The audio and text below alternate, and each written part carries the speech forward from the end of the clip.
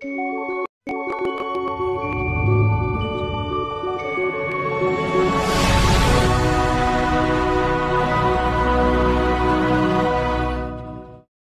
పరిశుద్ధ నామకి స్తోత్రములు.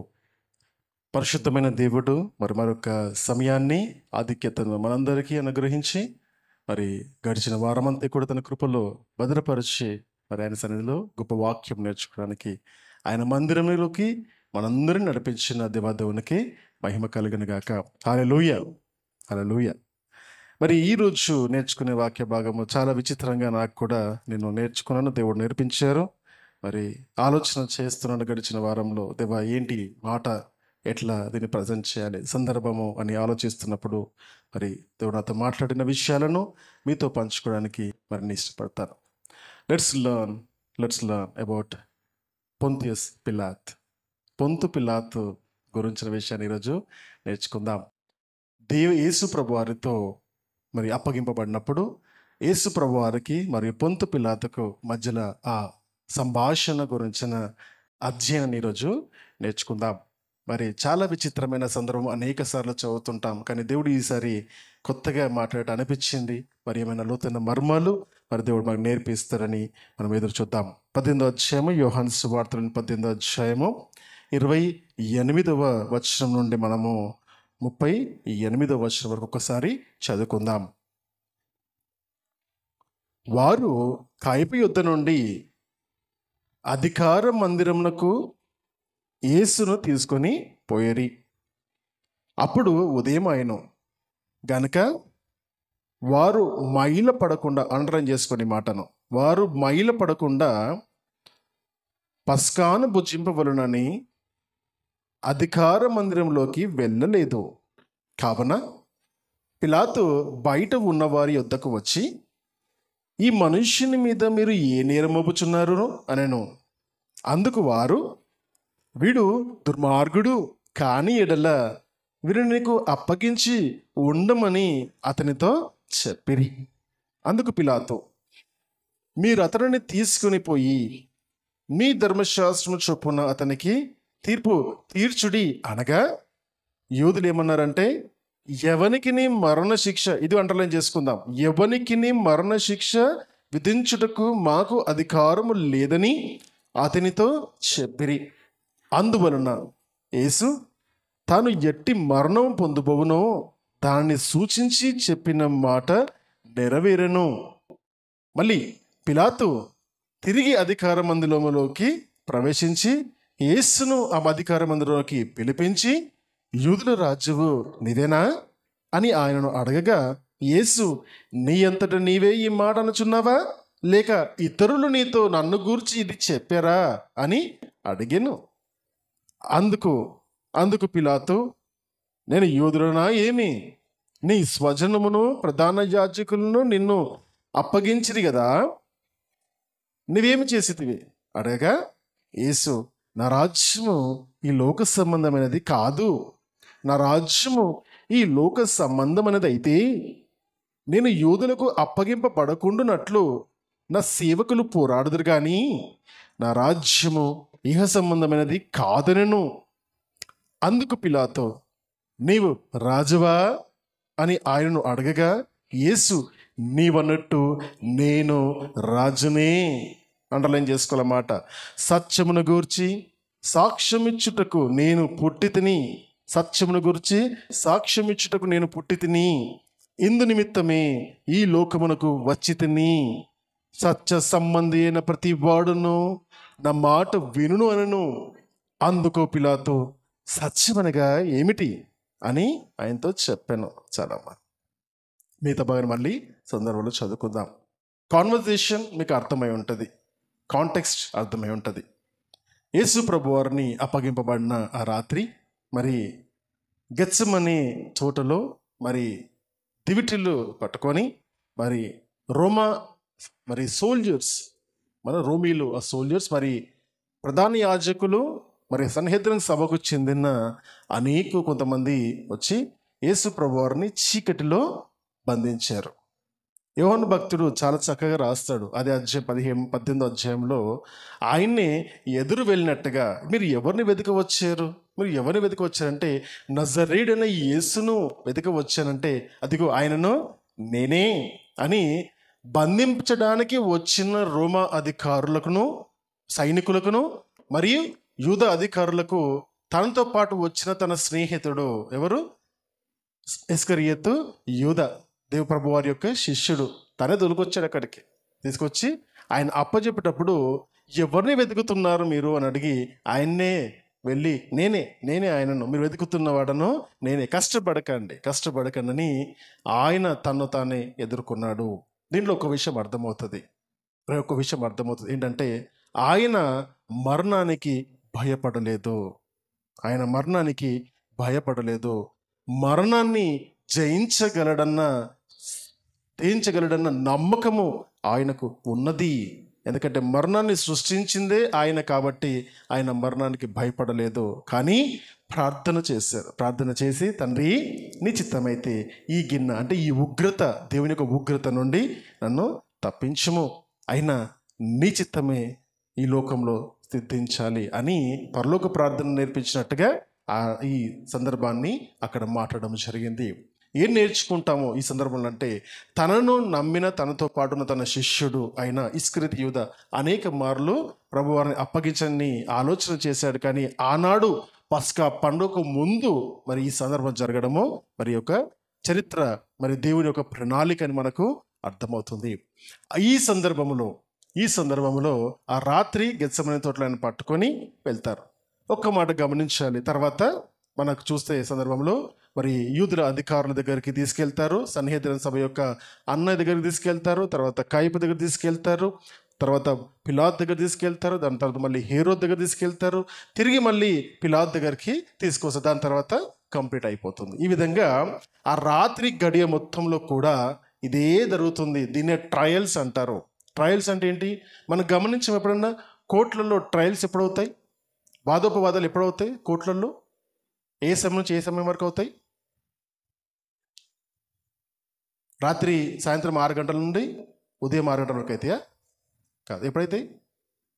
ఎప్పుడైతే ఉదయం 10 గంటల నుండి సాయంత్రము 5 గంటల వరకు. మరి ఇక్కడేంది రాత్రిపూట అవుతున్నాయి, ఇక్కడ రాత్రి అవుతున్నాయి.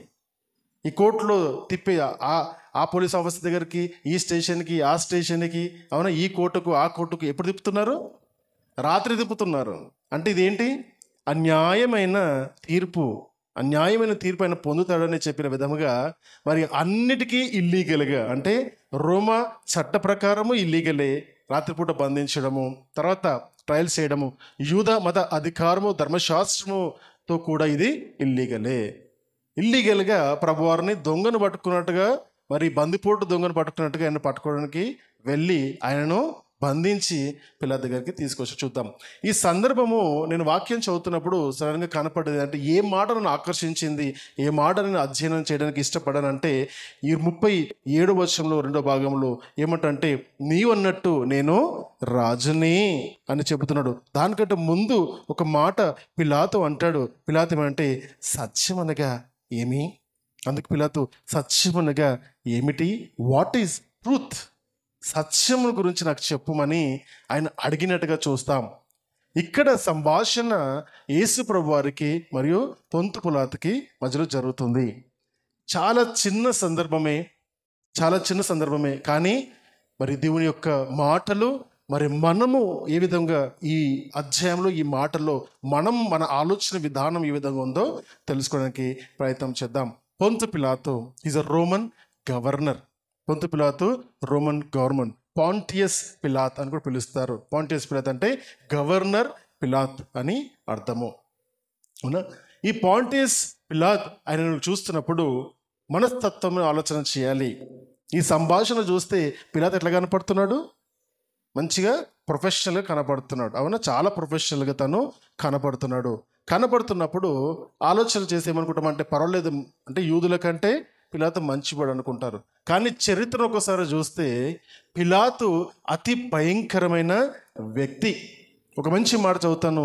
సెక్యులర్ హిస్టరీలో ఈయన గురించి, పొంతు పిలాతు గురించి ఏమని రాయబడుతుందంటే cruel, ruthless man, completely insensitive to the moral feelings of others. అంటే భయంకరమైన క్రూరమైన వ్యక్తి, ఎదుటి వ్యక్తి యొక్క సెంటిమెంట్లను ఏమాత్రం పట్టించుకున్నాడు. అవునా? తన అధికారం కొరకు ఏ చేయడానికి కూడా సిద్ధపడే వ్యక్తికి మనం పొంతు పిలాతును చూస్తాం. ఇంత భయంకరమైన వ్యక్తి గురించి మారుతూ ఒక సందర్భంలో చిన్న మాట ఉంటుంది. మరి లూకాసు వార్తలో మరి 13వ అధ్యాయంలో మొదటి వచనం ఒకసారి చదువుదాం. లూకాసు వార్తలోని 13వ అధ్యాయము మొదటి వచనం.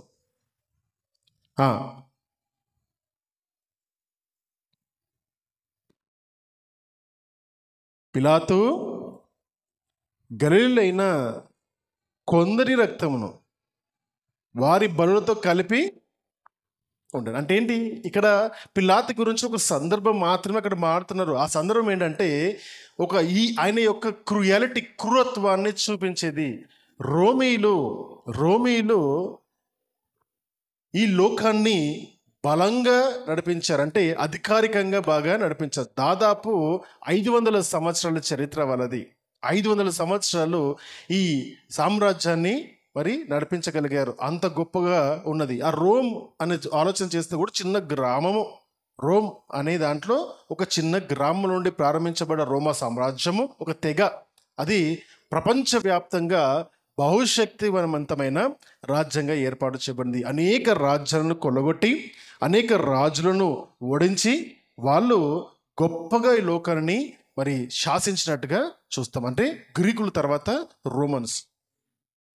అయితే ఇక్కడ చూస్తాం ఏంటంటే, ఎందుకు ఆ గల్లీలోని ఎంతోమంది యొక్క రక్తం అంటే రోమీలు అన్య దేవత ఆరాధన చేసేవారు, అన్య దేవతలకు ఆరాధన చేసేవారు, వాటికి పశువులను బలిచ్చేవారు. అవునా? అన్య దేవత ఆరాధనలో ఎక్కువ ఏం జరుగుతుంది? పశువులను బలిస్తారు.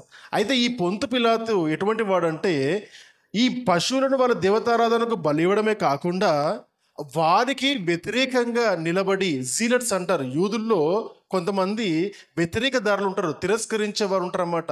వాళ్ళని రిఫార్మర్స్ లాగా ముందుకు వచ్చినప్పుడు, వాళ్ళని వ్యతిరేకించినప్పుడు ఈ వ్యతిరేక దారులు జీలట్స్ అనే వారిని ఏం చేసేవాళ్ళంటే వీళ్ళు పట్టుకొని చంపేసేటోడు. అంటే రోమా అధికారానికి ఎవ్వరు వ్యతిరేకంగా ఉన్నా వాళ్ళని చంపే అలవాటు రోమీలకు ఉంది. అందులో ఈ పొంతు పిలాతు ఘనుడు అని చెబుతూ యేసు ప్రభు దగ్గరికి కొంతమంది వచ్చి చెప్పిన మాట లూకాసు వార్తలోని 13వ అధ్యాయం మొదటి వచనంలో ఆ మాటను అక్కడ రాస్తారన్నమాట. ఆయన తన అన్య దేవతలకు బలిచ్చేటప్పుడు పశువులతో పాటు మా మనుష్యుల్ని కూడా, తన రక్తాన్ని కూడా చిందించాడు అని చెప్తారు. అంటే తన జీవితకాలం అంతా కూడా రక్తపాతము చేత నింపబడిన ఒక వ్యక్తి, క్రూరమైన వ్యక్తి, ఆ రోమా అధికారము యొక్క దాహముతో, రోమా సామ్రాజ్యం ప్రపంచవ్యాప్తంగా వెళ్ళాలనే ఆశతో వాళ్ళు ఎక్కడెక్కడ వాళ్ళు నియామితమయ్యారు, అక్కడ రక్తాన్ని చిందించిన వ్యక్తులాగా మనము చూస్తున్నాం. ఎక్కడ కనికరము లేకుండా బ్రతికిన బ్రతుకులు వీళ్ళవి. కొంచెము కూడా సహనము కానీ జాలి కానీ ప్రజలపైన లేనటువంటి క్రూరమైన బతుకుల్లో ఉన్నవాడు ఈ పొంతు పిలాతు. ఈ పొంతు పిలాతు యొక్క ఇంకొక చరిత్ర కూడా చూస్తుందంటే, మనము లూకాసు వార్తల 2వ అధ్యాయంలో ఒక మాటతో కైజర్ అగస్టస్ గురించిన విషయాన్ని మనము చూస్తాం. అయితే కైజర్ అగస్టస్ యొక్క గ్రాండ్ డాటర్ అంటే మరి తన మనవరాలని పొంతు పిలాతు మరి పెళ్లి చేసుకుంటాడు. అంటే కైజర్ అగస్టస్ అంటే రోమా చక్రవర్తి యొక్క మనవరాల్ని పిల్లని చేసుకున్నాడు. అంటే వీని యొక్క అధికారం ఎంత గొప్పది, ఎంత గొప్ప ఇన్ఫ్లుయెన్సెస్ ఉంటాయి, చాలా గొప్ప ఇన్ఫ్లుయెన్సెస్ ఉంది. అంటే రోమా చక్రవర్తి కుటుంబానికే మనడు అల్లుడు. మరి అర్థం చేసుకోండి, అంటే రాబో కాలంలో మరి పిలాతు కూడా రాజవ్వాలనే ఆశ కూడా కలిగి ఉంటుంది. కాబట్టి దాని కొరకు ఏం చెయ్యడానికైనా ముందుకు వచ్చే మనస్తత్వము పొంతు పిలాతు. అతి క్రూరుడు, ఎదుటి వ్యక్తి యొక్క ఆలోచనలు కానీ ఏ మాత్రము అర్థం చేసుకోకుండా ఇన్సెన్సిటివ్, అంటే నేను బాధపడుతున్నాను నువ్వు చెబుతున్నా కూడా వాడు మాత్రం నీ బాధని అంగీకరించలేని క్రూరత్వంతో నిండిన ఒక భయంకరమైన మదమెక్కిన అధికారి అని చాలా క్లియర్గా అర్థమవుతుంది. ఇటువంటి భయంకరమైన వ్యక్తి ఎదుట ఎవరు నిలబడ్డారంటే ఎగ్జాక్ట్ ఆపోజిట్గా ఉన్న వ్యక్తి మనము చూస్తున్నాం, మన ప్రభువారు. మన ప్రభువారు. ఆయన ఆలోచన విధానానికి, పొంతి పిలాతు యొక్క ఆలోచన విధానానికి, యేసు ప్రభువారి యొక్క ఆలోచన విధానానికి ఎంత వ్యత్యాసం ఉందంటే, వాడు చంపడానికి అలవాటు పడ్డాడు, యేసు ప్రభువారు చావడానికి సిద్ధపడ్డారు. అర్థమవుతుందా? చంపడానికి సిద్ధపడిన వ్యక్తి దగ్గర నిలబడి ధైర్యంగా మాట్లాడుతున్న మాట చాలా గొప్ప మాట. ఏమంటే, నువ్వు రాజువా అని అడుగుతున్నప్పుడు, అవును రాజునే అంటున్నాడు ఆయన. నేను రాజునే అని చెబుతున్నాడు. ఎంత ధైర్యము! ఎవరు ఇక్కడ ఆలోచన చేస్తే ఎవరు ధైర్యవంతులు? నిజంగా రోమా అధికారుల్లో ధైర్యముతో, గమనించండి, కోపము కానీ, నరహత్యలు కానీ, దొంగతనాలు కానీ, ఇబ్బంది పెట్టేవాళ్ళు కానీ, కొట్లాటలు చేసేవారు కానీ, మీరు చెప్తే నమ్మరు కానీ, వీళ్ళంతా పిరికి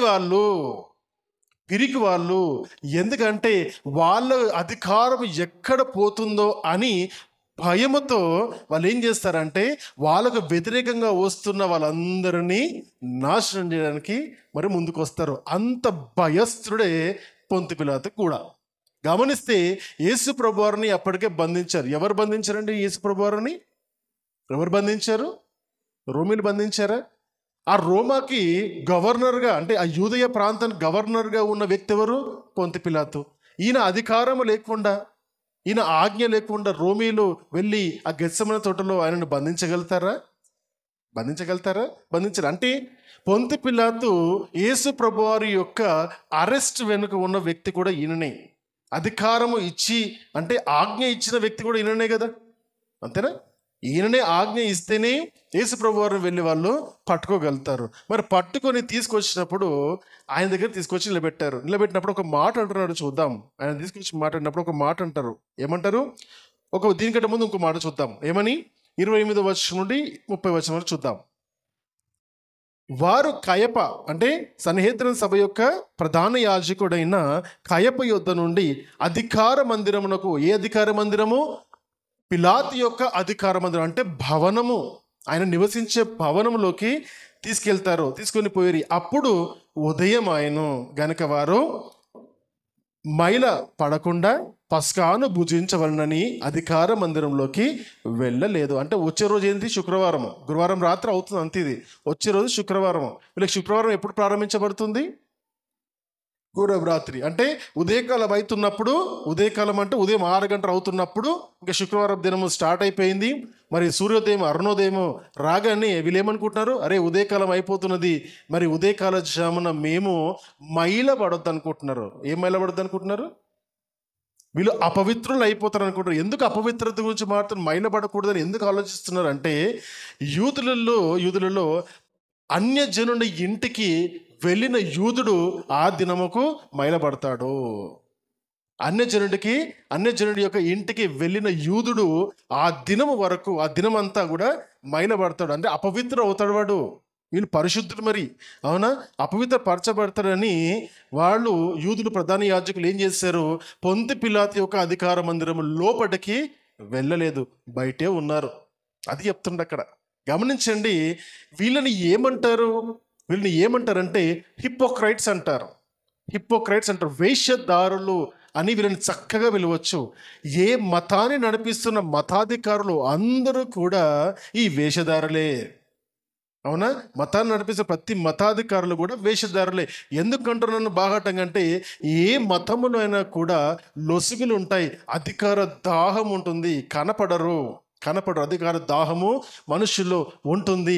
కాబట్టి ఈ హిపోక్రైట్స్గా ఉన్న వీళ్ళు, మతాధికారులుగా ఉన్న వీళ్ళు ఎంత వేషధారులు అంటే, వాళ్ళకు ధర్మశాస్త్రములోని గొప్ప ఆజ్ఞ, అపవిత్రం పరచబడకూడదన్న ఆజ్ఞ తెలుసు.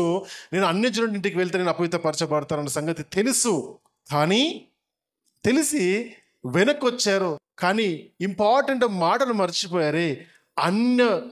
ఎటువంటి అన్యాయము చేయని వ్యక్తి పైన అన్యాయంగా తీర్పు తీర్చడానికి, అది కూడా మరణాన్ని తీర్పు తీర్చడానికి ఒక యూదుడు అన్యజనుడిని అడగడానికి వెళ్తున్నారే, అది అన్యాయం అనిపించలేదా? అది వాళ్ళకు అపవిత్రత అనిపించలేదా? యేసు ప్రభువారు అందుకని వీరిని చూసి ఏమంటారంటే, సర్ప సంతానమా అంటాడు. సర్ప సంతానమా అని పిలుస్తాడు. రెండో సందర్భంలో ఏమంటారంటే, సున్నము కొట్టిన సమాధి అంటారు. అవునా? మీరు వేషధారులు అంటాడు. సున్నము కొట్టిన సమాధి అంటే పైకి మాత్రం చక్కగా ఉంటుంది, లోపలంతా కుళ్ళిపోయి ఉంటుంది. అదేవిధంగా పైకి వస్త్రాధరణ, మాటలు చక్కగా వినసొంపుగా ఎంతో సంతోషకరంగా మనకు వినిపిస్తాయి, కానీ హృదయ అంతరంగంలో కసి, కుళ్ళు అనేది వాళ్ళకు ఉంటుంది అన్న విషయాన్ని వాళ్ళకు చెబుతాడు. వేషధారులు ఆ విధంగానే ఉంటారు. యేసు ప్రభు వారు కూడా ఈ వేషధారుల గురించి మాట్లాడుతూ, అబద్ధ బోధకులు కూడా మీ దగ్గరికి వస్తారు, వారు గొర్రె చర్మము కప్పుకున్న తోడేళ్ళు వారు, వారి వారి ఫలముల చొప్పున మీరు వారిని తెలుసుకొందురు. అంటే వాళ్ళు బ్రతికే విధానం బట్టి వారిని చూడండి, వాళ్ళ బోధన చూడండి, రెండిటికి సంబంధము ఉండదు అన్నట్టుగా ప్రభువారు చెబుతున్నారు. ఇక్కడ మనం ఆలోచన చేస్తే ఈ వేషధారులైన ఈ అధికారులందరూ కూడా చేస్తున్న పని అంటే, అధికార మందిరంలోకి వెళ్ళకుండా వాళ్ళు వెనక్కి వచ్చి వాళ్ళు వాళ్ళ హృదయ అంతరంగాల్లో ఉన్న కల్మషాన్ని కవర్ చేసుకుంటూ ఉంటున్నారు. చాలా సందర్భాల్లో మనుషులుగా ఇదే విధంగా బ్రతుకుతాం మనం కూడా. అంటే పైకి మంచివారుగా కనిపించాలని, పైకి అందరూ మనం మెచ్చుకోవాలని ఎంతో ప్రేమను నటించే వారిగా ఉంటాము, ఎంతో ఆప్యాయత నటించే వారిగా ఉంటాం. ఎన్నో సందర్భాల్లో తెలిసిన అబద్ధాలు మాట్లాడడానికి ఇష్టపడే వ్యక్తుల్లాగా ఉంటాం. మన హృదయం మనని ప్రశ్నిస్తుంది, ఇది తప్పు, నువ్వు చేస్తుంది తప్పు, నువ్వు మాట్లాడుతున్నది నువ్వు తప్పు, నువ్వు ఆలోచిస్తున్నది తప్పు, నువ్వు అనుకుంటుంది ఒకటి, చెబుతుంది ఇంకొకటి, చెయ్యమని చెబుతుంది ఒకటి, చేస్తున్నది ఇంకొకటి అని నువ్వు జీవించలేని జీవన విధానాన్ని ఎదుటివాడికి బోధించడానికి, నువ్వు మంచివాడిగా అనిపించుకోవడానికి అనేక సందర్భాలలో ఇటువంటి వేషధారణమైన హృదయాలు కలిగి అనేక సందర్భాల్లో పోతుంటారు మనుషులు అందరూ. ఏ వ్యత్యాసం కూడా దీంట్లో లేదు. ఎందుకంటే మనుషులందరికీ ఎదుటివాడు తనని మంచిగా అనుకోవాలనే ఆశ, ఎదుటివాడు తనని మంచిగా అనుకోవాలని ఆశ. పైకి ఏమంటాడంటే, ఎవరు నా గురించి ఏమనుకుంటే నాకేం ఫరక్ పడదు, నేను ఎవరిని కేర్ చేయను అంటాడు. My dear friends, I'm telling you, ఈ మాట అనేక సార్లు మన నోట్లోంచి వచ్చి ఉంటుంది. అవునా? నన్ను ఎవడు ఏమనుకున్నా నాకు ఫరక్ పడదు, నాకు ఇష్టం వచ్చినట్టు నేను చేసుకుంటూ పోతా అంటారు. కానీ లోపల అంతరంగంలో ఏముంటుంది? నన్ను ఎవ్వరేమనుకోవద్దు అని, వాళ్ళని మంచిగా చూసుకోవాలి, వీళ్ళు మంచిగా చూసుకోవాలి అని ఏం చేస్తాము? అబద్ధాలు సృష్టించైనా సరే మంచిగా ఉండడానికి ప్రయత్నం చేస్తారు. మనిషి ఎదురుగా ఉన్నప్పుడు సంతోషకరమైన మాటలు మాట్లాడతాము, మనిషి చాటినప్పుడు వాళ్ళ గురించి చెడు మాటలు మాట్లాడతాము. గమనించండి, వేషధారణ వాళ్ళ గురించి ప్రభు వారు మాట్లాడుతున్నారు. ఉన్నది ఉన్నట్టుగానే మాట్లాడి, మాట అవునంటే అవును, కాదంటే కాదు, మాట్లాడేసేయి, క్లియర్గా మాట్లాడు. పౌలు అంటాడు, నేను మనుషులను సంతోషపెట్ట చూస్తున్నానా, దేవుని సంతోషపెట్ట చూస్తున్నాను. గలితీ రాసిన పత్రిక 1వ అధ్యాయంలో మాట్లాడుతూ, నేను మనుషులు సంతోషపెట్టేవాడినైతే దేవుణ్ణి ఎన్నడూ సంతోషపెట్టేవాడిని కానేరను అని మాట్లాడతాడు. మనుషుల సంతోషం నాకు అవసరం లేదు, అతిశయించినట్టయితే నాకు ఘనత మీద అతిశయించను, కానీ ప్రభువునందే అతిశయిస్తానంటాడు. గమనించండి, నేర్చుకోవాల్సిన విషయాలు ఏమిటంటే, ప్రభువునందున్న వారు వేషధారణ పనికిరాదు. ఒకవైపు యూదుడిగా ఉన్న యేసు ప్రభువునే, ఇంకోవైపు యూదులుగా ఉన్న ప్రధాన యాజకులే. ఇటు ఈయన ధర్మశాస్త్రం గురించి బోధించాడు, ఇక్కడ వాళ్ళు ధర్మశాస్త్రం గురించి బోధిస్తున్నారు. ఇక్కడ ఈయన పరలోక రాజ్యం గురించి, బైబిల్లో ఉన్న పరలోక రాజ్యం గురించి బోధించాడు, వీళ్ళు పరలోక రాజ్యం గురించి బోధించారు. ఈయన బైబిల్లో ఉన్న తండ్రి గురించి బోధించాడు, వాళ్ళు ధర్మశాస్త్రంలో తండ్రి గురించి బోధిస్తున్నారు. ఎక్కడ వ్యత్యాసం వచ్చింది? ఇద్దరు ఒకటే మాట్లాడుతున్నారు కదా, ఒకే గ్రంథాన్ని పట్టుకుంటున్నారు కదా. ఎట్లా వ్యతిరేకత వచ్చిందంటే, వాళ్ళు ధర్మశాస్త్రమును వాళ్ళకు అనుకూలంగా ప్రకటించుకున్నారు. ధర్మశాస్త్రంలో ఉన్నది ఉన్నట్టుగా ప్రకటించకుండా వాళ్ళకు అనుకూలమైన బోధన చేశారు. వాళ్ళకు అనుగుణంగా వాళ్ళ అధికారాన్ని వాళ్ళు చెగించుకోవడానికి, అధికారాన్ని తగ్గించుకోకూడదని వాళ్ళు ఏం చేస్తున్నారంటే, దేవుని యొక్క గొప్ప గొప్ప ఆజ్ఞలు వాళ్ళు పాటించకుండా మనుషులపైన ఆజ్ఞలను రుద్దుతున్నారు, వాళ్ళ మనుషుల యొక్క కోరికలను రుద్దుతున్నారు. మరి యేసు ప్రభువు చేసిన పని ఏంటి? బ్లాక్ అండ్ వైట్ చేసేసిండు. ధర్మశాస్త్రం ఏంటి అంటే, ఆయన అద్దంలో పెట్టి చూపించినట్టుగా అందరికి చూపించాడు. ఆయన బ్రతికారు, ఆయన చూపించారు. అది ప్రాబ్లం. అవునా? నిజం మాట్లాడు ఊర్లో ఉండొద్దు, అంతేనా? నిజం మాట్లాడు ఊర్లో ఉండొద్దు. అట్లా ఆ విధంగా ప్రభువారిని కూడా వ్యతిరేకించడానికి కారణం కూడా అదే, వాళ్ళ అధికారము. ఈరోజు ఉన్నారా? ఒక్కటే మాట గుర్తు చేస్తాను, ఇక్కడ మనం చదువుతున్నప్పుడు 2000 సంవత్సరాల తర్వాత మనము బైబిల్ గ్రంథాన్ని మనం ధ్యానిస్తున్నప్పుడు ఏం చూస్తామంటే అక్కడ ప్రధాన యాజకులు, అక్కడ సద్దుకేయులు అవన్నీ మాట్లాడతాం. వాళ్ళ పేర్లు ఏంటి అండి? వాళ్ళ పేర్లు కాస్త గుర్తుపెట్టుకోగలిగినామా? గుర్తుపెట్టారు రాశారు ఎవరన్నా కనీసం దాన్ని? చరిత్ర రాయలేదు, అంతే. చరిత్రలో కలిసిపోవాల్సింది ఎవరన్నా. ఎవరు గుర్తుంటారు చరిత్రలో? అతి క్రూరుడైన పిలాతు గుర్తున్నాడు, అతి క్రూరమైన కయప గుర్తున్నాడు, దేవుడైన యేసు ప్రభువారు గుర్తున్నారు. గమనించండి. మనము మనకున్న కొంచెం అధికారం మనం ఏదో గొప్పగా అనుకుంటే, my dear friends, I'm telling you, హిస్టరీలో మనం కూడా కొట్టుకొని వెళ్ళిపోతాం, అంతే. ఎవరు గుర్తుండబడతారంటే ఎదుటి వాడికి పనికొచ్చే విషయంగా బతికినవాడు మాత్రమే చరిత్రలో గుర్తుండిపోతాడు. అందుకని యేసు ప్రభువారిని ఈ రోజు వరకు కూడా తిట్టేవారు ఎవరు ఉండరండి. క్రైస్తవులను తిట్టేవారు ఉంటారు కానీ క్రీస్తుని తిట్టేవాళ్ళు ఎవరు ఉండరు. ఎందుకంటే ఆయనలాగా ఎవ్వరూ లేరని ప్రపంచం అంతా తెలుసు. ఆయన పేరు పెట్టుకుని ఆయన ముసుగులో బ్రతుకుతున్న మనలాంటి క్రైస్తవులు దొంగలు ఉన్నారేమో కానీ ఆయనలో ఎవరు తిట్టలేరు. ఎందుకంటే ప్రపంచంలో శాంతిని ప్రకటించిన ఏకైక దేవుడు, దైవ కుమారుడిగా వచ్చి, మనుష్య కుమారుడిగా వచ్చి మాట్లాడిన ఏకైక దేవుడు యేసు ప్రభువారు మాత్రమే.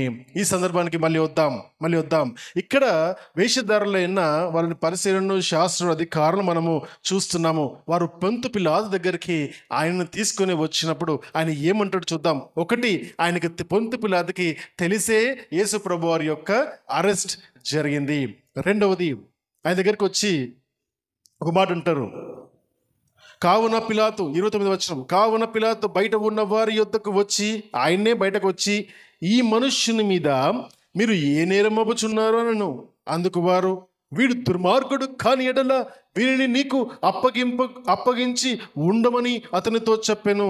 అంటే పొంతు పిలాతు దగ్గరికి వీళ్ళు ఎందుకు తీసుకొచ్చారు? ఆయన యేసుప్రభుని ఒక పక్కన, యూదులను ఒక పక్కన పెట్టి, నువ్వేంటో చెప్పు, నేను న్యాయం తీరుస్తా అని చెప్పడానికి ఆయన పిలవలేదు. ఆయన దగ్గరికి అందుకు పోలేదు. ఎందుకు పోయారంటే ఇతను దుర్మార్గుడని వీళ్ళే నిర్ణయించారు. ఇతను దుర్మార్గుడు కాకపోతే మీ దగ్గరికి ఎందుకు తీసుకొస్తాం మేము? మీరు చేయాల్సిన పని ఏంటంటే, మాకు లేని అధికారం మీకు ఉంది కాబట్టి మేము చెప్పింది మీరు చేయండి. కోర్టులలో అడ్వకేట్లు ఇట్లా చేస్తారన్నమాట, అవునా? జడ్జి ఏం చెప్పాలో వీళ్ళు డిసైడ్ చేస్తారు. చేసేసి జడ్జితోని, నీకు అధికారం ఉంది, మాకు అధికారం లేదు, కానీ మేము చెప్పింది నువ్వు రాయి అక్కడ అని చెబుతారు. అంతేనా?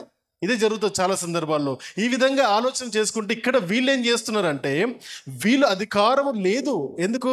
అతన్ని యేసు ప్రభువారికి మరణశిక్ష చేసే అధికారం వీళ్ళకి లేదని తెలిసి కేవలం అధికారం కింద ఉండాలని మరి పొంతు పిలాతు దగ్గరికి వెళ్ళారు. కానీ ఆయన వీళ్ళిద్దరి మధ్యలో మరి ఏమంటారు, వ్యాజ్యములు తీర్చడానికి తీసుకెళ్ళలేదు ఆయనని అనేది మనకు అర్థమవుతుంది.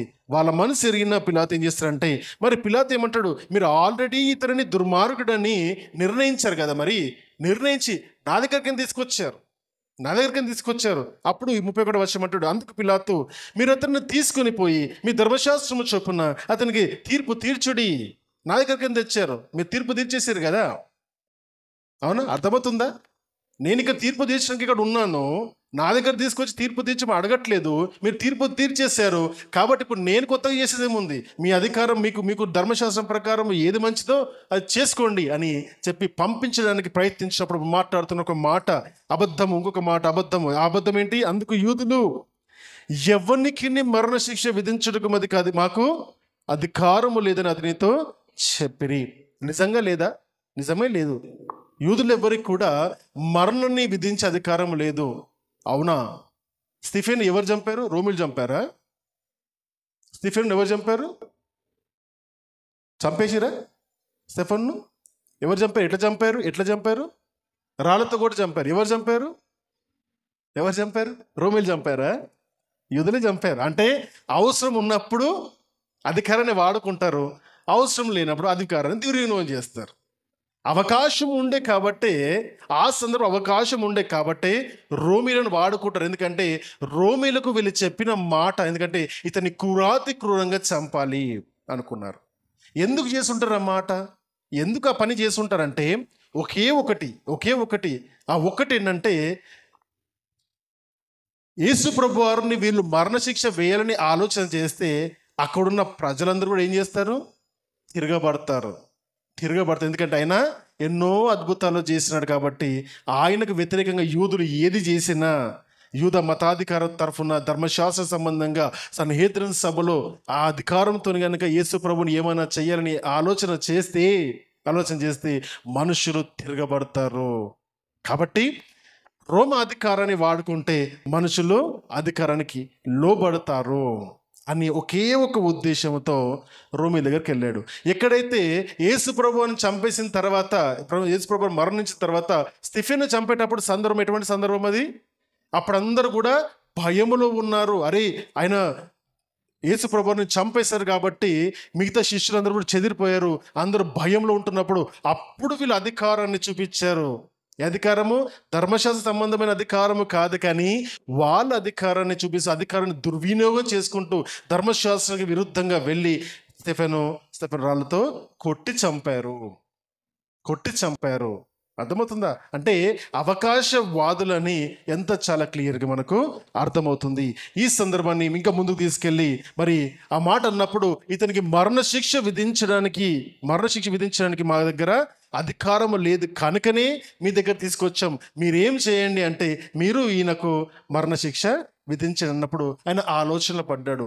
గమనించండి, కొంచెం సమయం ముందు మనము పొంతు పిలాతు యొక్క మన మనస్తత్వాన్ని అధ్యయనం చేశాం.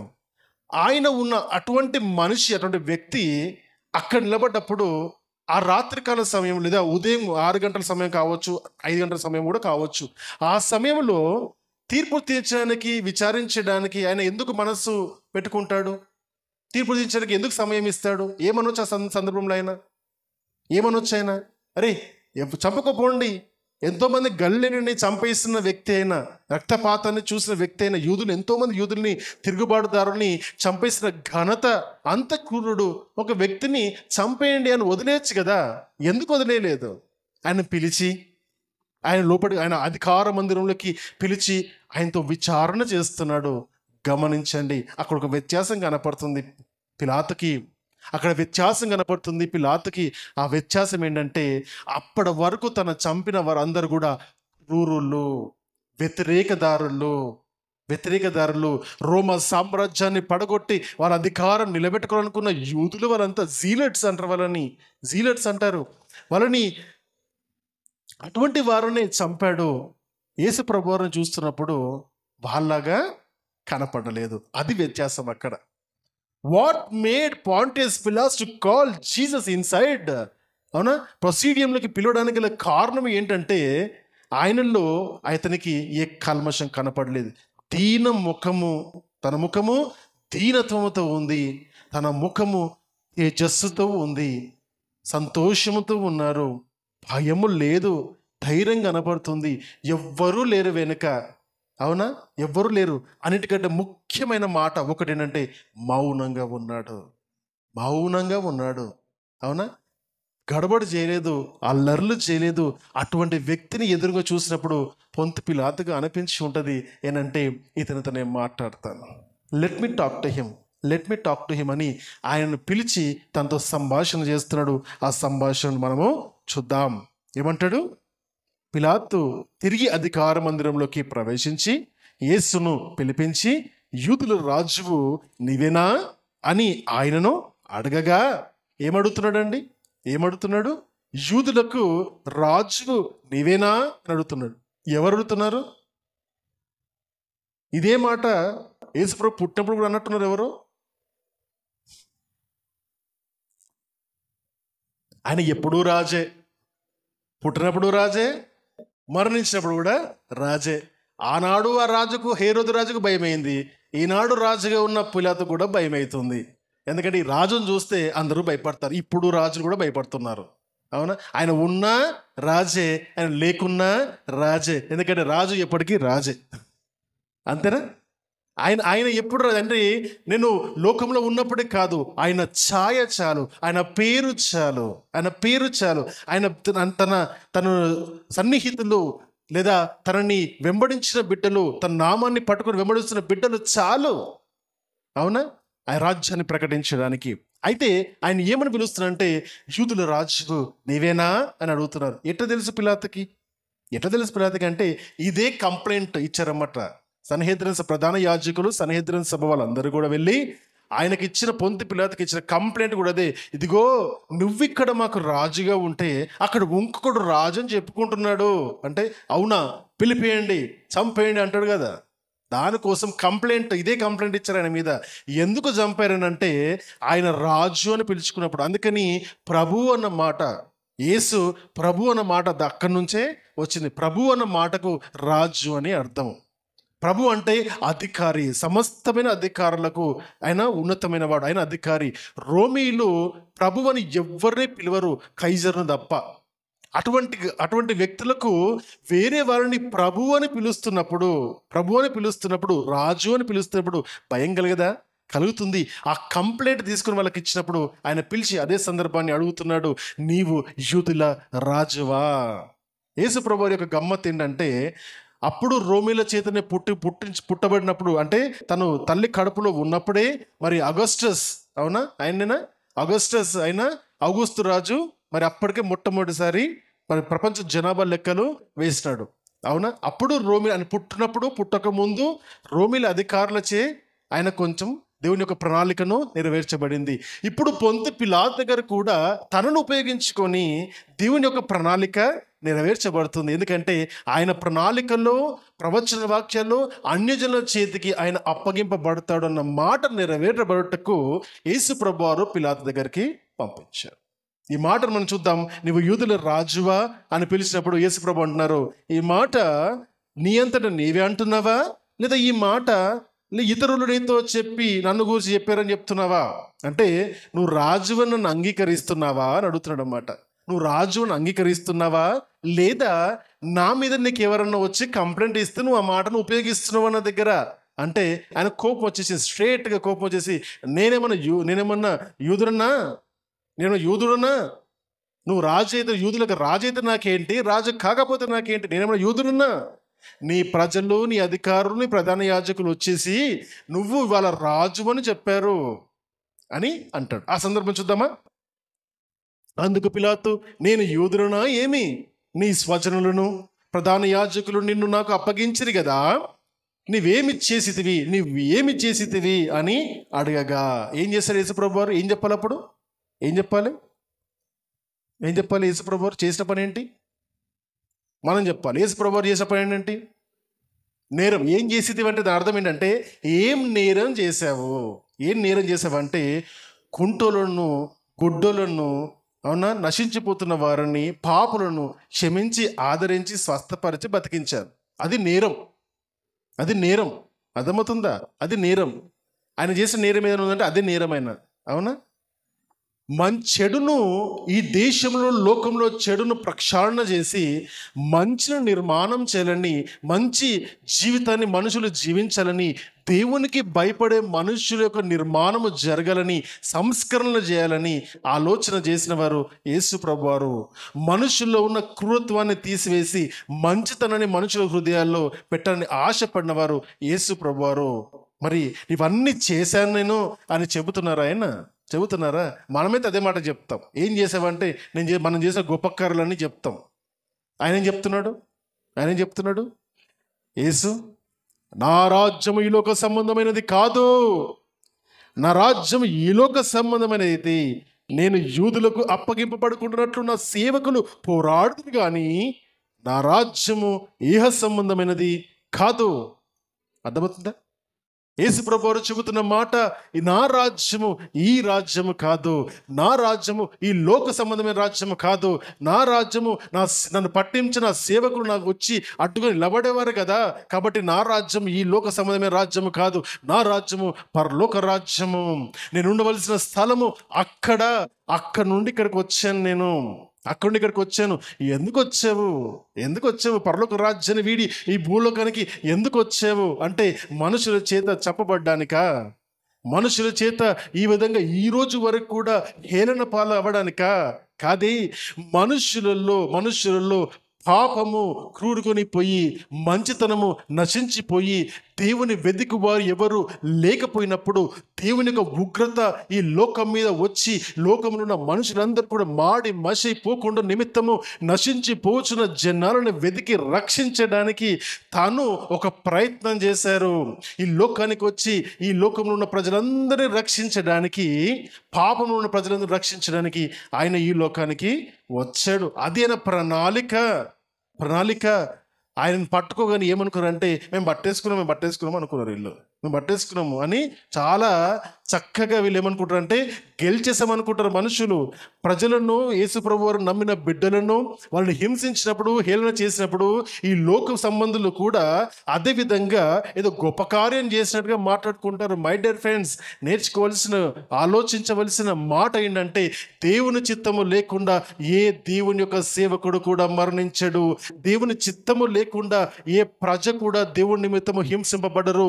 మనము దేవుని కొరకు హింసింపబడుతున్నప్పుడు దేవుడు చెబుతున్న మాట, మీరు ధన్యులు అనుకోండి, ఎందుకంటే నా చిత్తం అది. పుటములో వేసినట్టుగా నేను మిమ్మల్ని కష్టముల యొక్క పుటములో వేసి ఉన్నాను అని యెషయా గ్రంథంలో చెబుతున్న మాట నేర్చుకోవాలి. దేవుడు మనల్ని పుటంలో వేసినట్టుగా పరీక్షిస్తున్నాడు. దేవుని నమ్మి ఆయన కొరకు నిలబడనుకున్న బిడ్డలకు కష్టాలు వస్తాయి. ఎవరికి కష్టాలు రావు తెలుసా? సండే క్రిస్టియన్స్ కష్టాలు రావు. సండే క్రిస్టియన్స్ అంటారు. సండే క్రిస్టియన్స్ అంటే ఆదివారం తప్ప ఇంకో ఆదివారం అలా కనపడరు. ఇంకా సండే క్రిస్టియన్స్. అంత మాత్రమే కాదు, సండే మాత్రమే చేసిన కనపడి ఇంకెప్పుడు కూడా నేను దేవుణ్ణి సంబంధినని అసలు తెలియదు. వాళ్ళకు ఆ రోజు గుర్తొస్తుంది ఆదివారం. అర్థమవుతుందా? అటువంటి వాళ్ళకి ఏ ఇబ్బందులు ఉండవు. ఎందుకంటే వాళ్ళతో ఎవరికి టెన్షన్ లేదు. ఎందుకంటే వాళ్ళు కూడా ఉన్నారు అంతే. వాళ్ళకి పనికిరారు, ఎవరికి పనికిరారు, దేవునికి పనికిరారు. మరి దేవుడు ఎవరి కోసం ఆలోచిస్తున్నాడంటే ఆయనను వెతికి వారి కొరకు ఎదురు చూస్తున్నాడు.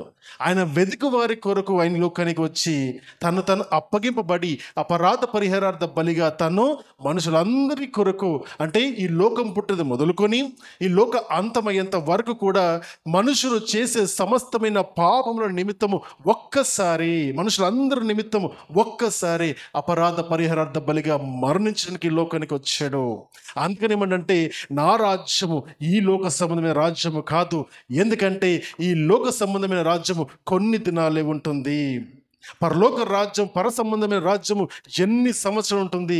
అత్యంత ఎక్కువగా.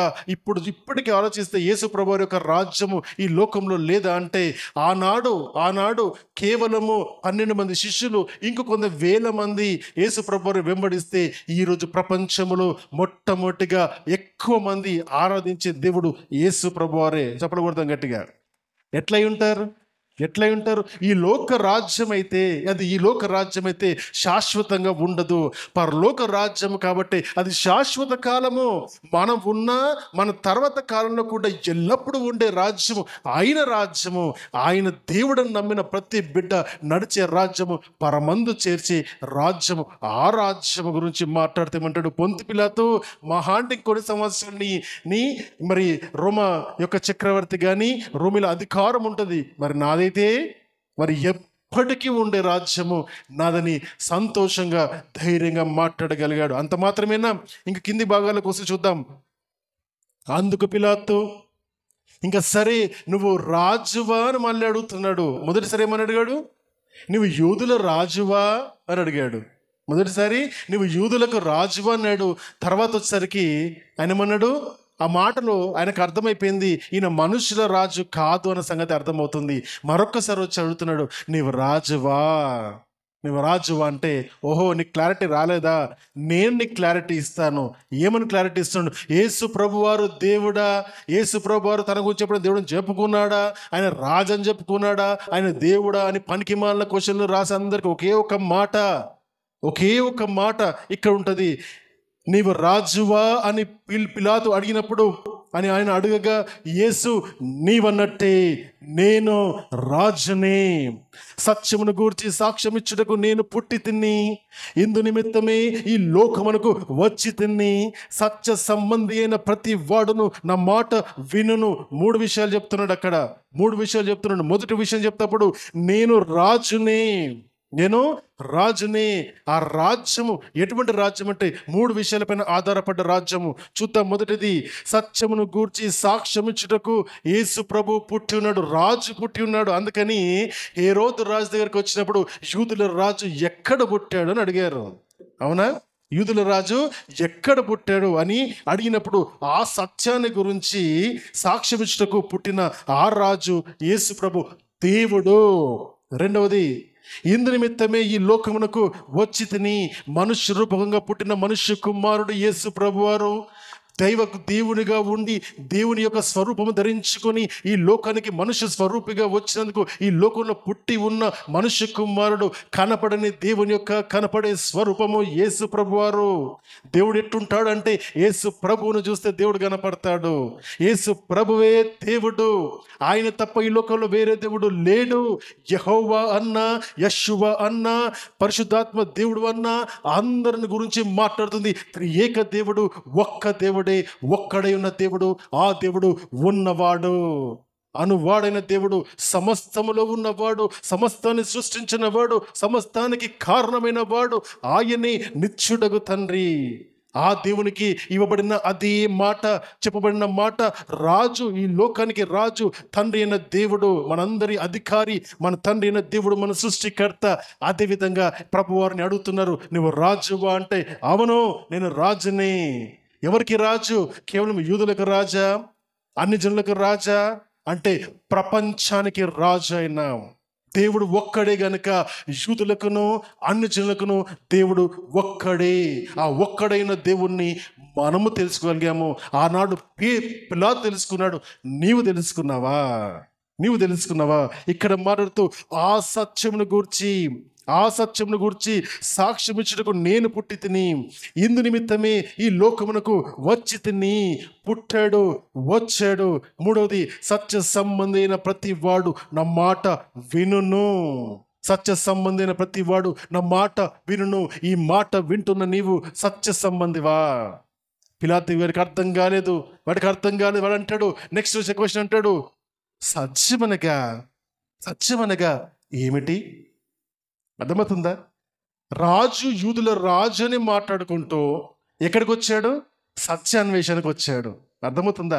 ఒక రాజు, క్రూరుడు, మరణ శిక్ష విధించడానికి పాత్రకున్న వ్యక్తి దగ్గర నేర్చుకుంటున్నాడు. ఏమని నేర్చుకుంటాడే? సత్యమా? సత్యం అంటే ఏంటి? సత్యానికి సాక్షిగా ఉండడానికి లోకానికి వచ్చానంటున్నావు. సత్యం అంటే ఏంటి అడిగినప్పుడు, ఏది సత్యం అంటే ఎవ్వడికి సత్యం వాడిదే. అవునా? అర్థమవుతుందా? ఎవరి సత్యం వారిదే. ఎంతోమంది మహానుభావులు ఈ ప్రపంచంలో ఆనాడు, ఈనాడు, రాబో కాలంలో దేన్ని వెతుకుతున్నారో తెలుసా? సత్యాన్వేషకులు. సత్యాన్ని వెతుకుతున్నారు. ఏది సత్యము, ఏది మిథ్య అని వెతుకుతున్నారు, కనుగొన్నారు. ఏంటంటే దేవుడు మాత్రమే సత్యం అని కనుగొన్నారు. మిగతా అంత ఛాయాని కనుగొన్నారు. అంటే ఆయన యొక్క రిఫ్లెక్షన్ అంతా ఇది. దేవుని యొక్క రిఫ్లెక్షన్, ఆయన ఛాయ, ఆయన నీడ, ఆయన ప్రతిరూపమే సమస్తమని మనుషులు కనుగొన్నారు. కానీ దేవుని కనుగొనలేకపోయారు. దేవుని ఇంకా వెతుకుతున్నారు. ఎక్కడున్నాడు దేవుడు? స్తంభంలో ఉన్నాడా? చెట్టలో ఉన్నాడా? నీళ్ళలో ఉన్నాడా? రాయిలో ఉన్నాడా? గుట్టలో ఉన్నాడా? ఎక్కడ ఉన్నాడని దేవుని వెతుకుతూ ఉన్నారు. అటువంటి వారికి ప్రభువారు చెప్పిన మాట ఏంటంటే, నేను సత్యమును అన్నాడు. ఎవరన్నా అన్నారండి లోకములో ఈ మాట అన్నారా? సత్యాన్వేషకులు సత్యము ఎవరిని వెతుకుతున్నప్పుడు ఒకే సత్యం ఉంది. ఆ సత్యము దేవుడు మాత్రమే సత్యము, మిగతాది ఏది సత్యము కాదన్నప్పుడు ఆ దేవుడు ఎవరు అంటున్నప్పుడు యేసు ప్రభువు అంటాడు, నేను సత్యమును, ఆ సత్యమునకు మార్గము నేను. ఆ సత్యమును, నా సత్య మార్గము నడిచిన వారికి జీవమును అటుపక్కన ఉండే జీవమును కూడా నేనే మార్గమును, సత్యమును, జీవమునని ఈ లోకములో మనుషులు వెతుకుతున్న అన్ని ప్రశ్నలకు ఒకే సమాధానం యేసు ప్రభువారు.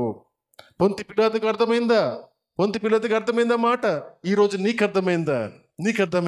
ప్రశ్నించుకోవాలి. ఈ రోజు వరకు కూడా ఇంకా నేను దేవుని నమ్మి ఉన్నానా? యేసు ప్రభువారు దేవుడా? ఈయన మొక్కాలా? ఆదివారం రావాలా? బైబిల్ స్టడీ అటెండ్ అవ్వాలా?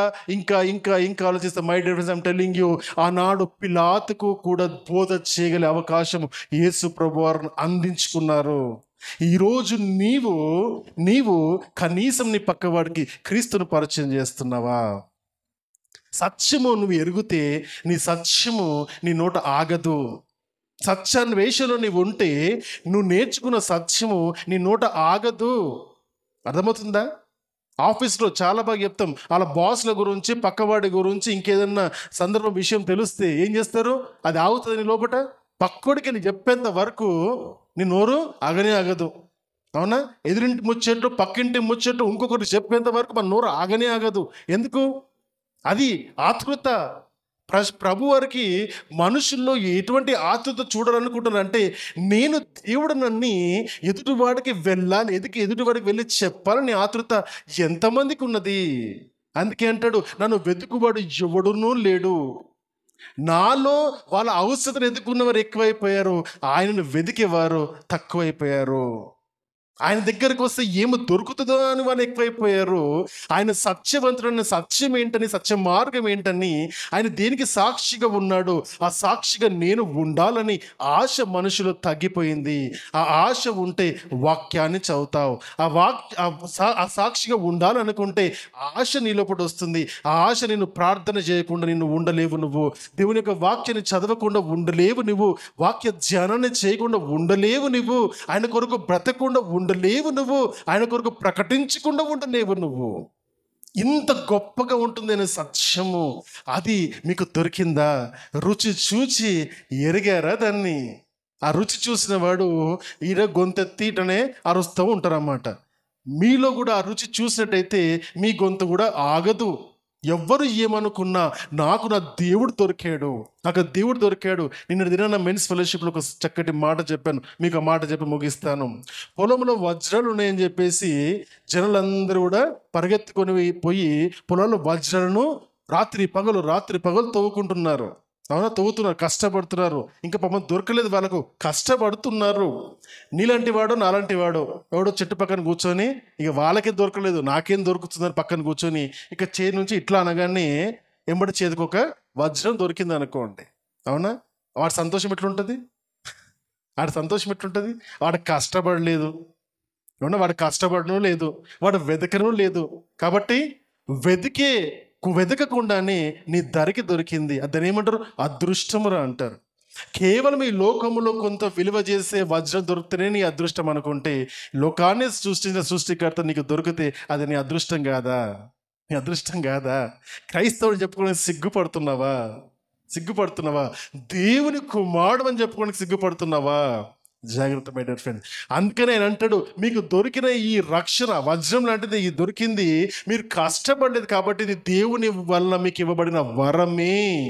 ఇది వరమే అని ఎందుకంటే, ఈ రక్షణ మనం వెతకకుండా మనకు దొరికింది, మనం అడగకుండానే దొరికింది. అందును బట్టి దానికి విలువ లేకుండా చేద్దామా? ఆనాడు యూదులు యేసు ప్రభువారిని మరణం వరకు చంపేయడానికి సిద్ధపడ్డారు అంటే, వాళ్ళకు ఆ దేవుడన్న యేసు ప్రభు యొక్క వజ్రమైన విలువ వాళ్ళకు తెలియలేదు. తను చనిపోయిన తర్వాత విలువ తెలిసింది, కానీ అప్పటికే కాలం గడిచిపోయింది. ఈరోజు వాక్యం వింటున్న నీవు దేవుని యొక్క విలువ సత్యమని ఎరిగావా? ఆ సత్యమని ఎరిగిన సత్యమైన దేవుని యొక్క ఆ విలువ ఇస్తావా? ఒక్కసారి ప్రశ్నించుకో. ఎంత విలువ యేసు ప్రభువారు నీ జీవితంలో, ఆయనకి ఎంత విలువ ఉంది నీ జీవితంలో, ఎంత ప్రాధాన్యత ఉంది ఆయనకి నీ జీవితంలో? ఒక్కసారి ఆలోచన చేయి. ఆశీర్వాదాల వెంబడి తిరుగుతావా? దేవుడు కావాలని ఆయన పట్టుకోవడానికి శ్రమిస్తావా? కష్టపడతావా? ఒక్కసారి ఆలోచన చేయి. ఇటువంటి పిలాతును మనం ఆలోచించామే. ఆ రాష్ట్రకి మరి కన్విన్స్ అయ్యాడా పిలాతు కన్విన్స్ అయ్యాడా? వాడు కన్విన్స్ అయ్యేటోడేనా? క్రూరత్వుడు, ఎవరిని స్పేర్ చేయనోడు. మరి కన్విన్స్ అయ్యాడా? మారు మనసు పొందాడో లేదు, కానీ ఒక్కటి మాత్రం చేశాడు. అది ఎప్పటికి చిరస్థాయిగా ఈ లోకంలో యేసు ప్రభు గారి గురించి చెప్పుకుంటున్న, యేసు ప్రభు గారి గురించి సువార్త ప్రకటించుకుంటున్న కాలమంతా కూడా దాన్ని మాత్రం గుర్తుపెట్టుకుంటాం. ఏంటో తెలుసా? యేసు ప్రభు గారి శిలువ పైన వేయబడ్డ ఒక బోర్డ్. ఆ బోర్డు పైన ఏమో రాసి ఉంటుంది? INRI అని రాసి ఉంటుంది. ఎప్పుడన్నా అడిగారా ప్రశ్న ఎవరినన్నా అది ఏంటని? అవునా? అడగలేదా? ఇక్కడ చెప్తున్నాడులే, మనం నేర్చుకుందాం ఇప్పుడు. ఏమంటాడు? 39వ వచనం చదవమ్మా. 39వ వచనము, ఆయనను పస్కా పండుగను నేను కొన్ని విడుదల చేయట కలదు కదా, నేను ఈ యూదుల రాజును విడుదల చేయుట మీకు ఇష్టమా? ఏమంటాడు అక్కడ? ఏమంటాడు? యూదుల రాజును అని అంటున్నాడు. అదే మాట అక్కడ పలక మీద కూడా కొట్టిస్తాడు. పలక మీద కొట్టిస్తాడు. ఏమని కొట్టిస్తాడు? యూదుల రాజు నజరేయుడైన యేసు, నజరేయుడైన యేసు యూదుల రాజు అని INRI అని అక్కడ రాపిస్తారు. ఆ మాటను ఆయన ఒప్పుకున్నాడా? ఖచ్చితంగా ఒప్పుకున్నాడు పిలాతు. ఈరోజు నువ్వు ఒప్పుకుంటావా ఆయన నీ రాజని? ఆలోచన చెయ్యి. క్రూరుడు ఒక్కసారి ప్రభువారి యొక్క ముఖము చూడగానే అర్థమైపోయింది, ఈయన నా వ్యతిరేకి కాదు, జ్ఞాని అనే సంగతి అర్థమైపోయింది. చిన్న వయసు 33.5 సంవత్సరాలు. ఇక్కడ కూర్చున్న చాలా మంది కంటే చిన్నవాడు మన యేసయ్య చనిపోయే కాలానికి. ఆ వయసులో కూడా అంత పవిత్రతను, అంత పరిశుద్ధతను, అంత దైవత్వమును చూపించగలిగాడు అంటే ఆయనలో దేవుని యొక్క శక్తి ఎంత ఉంది. ఆయన దేవుడే, నరూపధారికి వచ్చిన దేవుడే. మనకు సాదృశ్యంగా ఉంటున్నాడు. యవ్వనులారా దేవుని కొరకు నిలబడదాం. తల్లిదండ్రులారా యవ్వనులను ఇళ్లలో కూర్చోబెట్టకండి, దేవుని దగ్గరికి పంపించండి. యేసు ప్రభువును వెంబడించిన శిష్యులు పట్టుమని 17-18 సంవత్సరాలు లేరు ప్రభువును వెంబడించినప్పుడు. మన వాళ్ళు 30 సంవత్సరాలైన తల్లిదండ్రులు, చిన్న పిల్లోడండి నా కుమారుడు, ఇంకా ఏ లోకజ్ఞానం లేదండి అని అంటారు తల్లిదండ్రులు. అవునా? మరి యేసు ప్రభువును వెంబడించడానికి వచ్చిన వ్యక్తులను అంత యవ్వనస్తుడు యేసు ప్రభువారు కూడా. ఎందుకు ఈ మాట అంటున్నానంటే అవసరము. దేవుని వెతికేవారు కావాలి, సత్యాన్ని వెతికేవారు కావాలి. ఆయన అడుగుతున్నాడు, నీది సత్యము అని అడిగాడు. ఏది సత్యం అడిగాడు. ఆ మాట చదివి నేను ముగిస్తాను. ఏమన్నాడు? సత్యమనగా అందుకు పిలాతు సత్యమనగా ఏమిటి అని ఆయనతో చెప్పాను. ప్రభువారు సమాధానం ఇచ్చారా? ఇచ్చారా సమాధానం? ఇవ్వాలి కదా, ఎందుకు లేదు? ఆయన ఒక్క మాట ముందు చెప్పాడు. ఏమని చెప్పాడు? ఒక మాట, సత్యమును గూర్చి సాక్ష్యం ఇచ్చుటకు నేను పుట్టి తిని, ఇందు నిమిత్తమే ఈ లోకమునకు వచ్చి తిని, సత్య సంబంధి అయిన ప్రతి వాడు నా మాట వినును.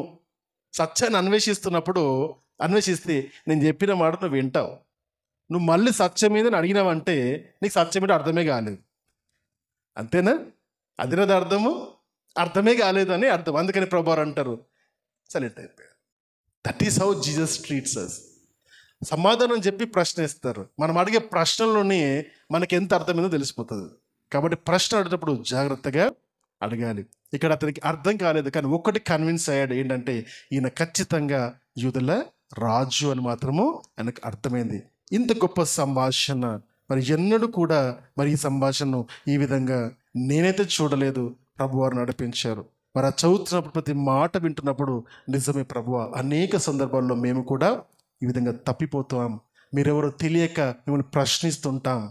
మరి ఆ ప్రశ్నలో దేవుడు కొన్నిసార్లు మౌనంగా ఉంటాడు. ఎందుకంటే నీకు అన్నీ తెలుసు, అన్నీ తెలిసే అడుగుతున్నావా అని మనకు తిరిగి తన మౌనం ద్వారా ప్రశ్నిస్తున్నాడు. ఆలోచన చేసుకుందాం. సత్యాన్ని అన్వేషించే నీవు ప్రభువారిని కనుగొన్నావా? మరి ప్రభువారిని కనుగొంటే మారు మనస్సు పొంది ఉన్నావా? మారు మనస్సు పొంది ఉంటే ఆయనని ప్రకటిస్తున్నావా? సాక్షిగా ఉంటున్నావా? నువ్వు ప్రశ్నించుకో. ప్రార్థన చేసుకుందాం. దేవుడు మనం దీవించిన గాక. తల ఉంచి చిన్న ప్రార్థన చేద్దాం. ప్రభువా, మీకు స్తోత్రములు నాయనా. పొంతు పిలాతు తండ్రి, క్రూరుడుగా ఉన్న వ్యక్తిని మీ సాక్ష్యాన్ని పంచుకొని యూదుల రాజుని తను మీ కొరకు రాసేటట్టుగా తండ్రి ఆయనని వాడుకున్నారు నాయనా. ప్రతి వ్యక్తిని కూడా పరలోక రాజ్య నిర్మాణం కొరకు వాడుకుంటారనే విషయాన్ని ఈరోజు మాకు నేర్పించి ఉన్నారు. ఆనాడు పరిసయ్యులు, శాస్త్రులు, సద్దుకేయులు, యాజకులలాగా వేషధారణ జీవితం మాకొద్దు నాయనా. మీరు ఏమై ఉన్నారో, మీ సత్యం ఎటువంటిదో తెలుసుకొని దాని ప్రకారమే జీవించడానికి సహాయం దయచేయండి. సత్యమును అన్వేషించే బిడ్డలుగా మేము ఉండుటకు, ఆ సత్యాన్వేషణలో మీరు సత్యమును తెలుసుకొని మీ యందు మేము ఆనందించే బిడ్డలుగా మేము ఉండులాగా సహాయం దయచేయండి. మీ బిడ్డలకు వాక్యాన్ని అందించి ఉన్నాము నైనా. విన్న ప్రతి ఒక్క బిడ్డ కూడా తమ హృదయాలను మీ తట్టు తిప్పుకొని మీరు వాళ్ళ జీవితంలో రాజుని దేవా వాళ్ళు తెలుసుకొని మీ కొరకు బ్రతకలాగన సహాయం దయచేయమనొచ్చు. యేసు అతి శ్రేష్టమైన నామంలో ప్రార్థన అడుగుచున్నాను తండ్రి. ఆమేన్. God bless you all.